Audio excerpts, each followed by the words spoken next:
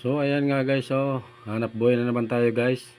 Kita nyo naman, dalawa yung tinatuan ko ngayon. Shoutout nga pala sa mga kliyente natin na solid.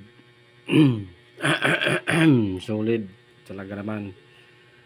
Ayan, dalawa yan sila.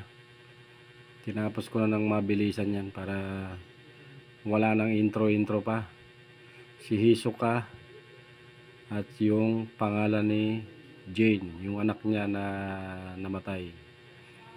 So nilagay niya sa kamay niya yung pangalan ng yan yung tatay.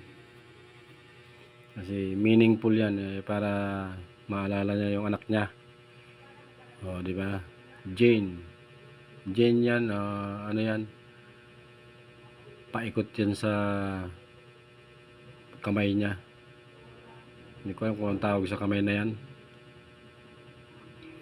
Ayan. Thank you so much.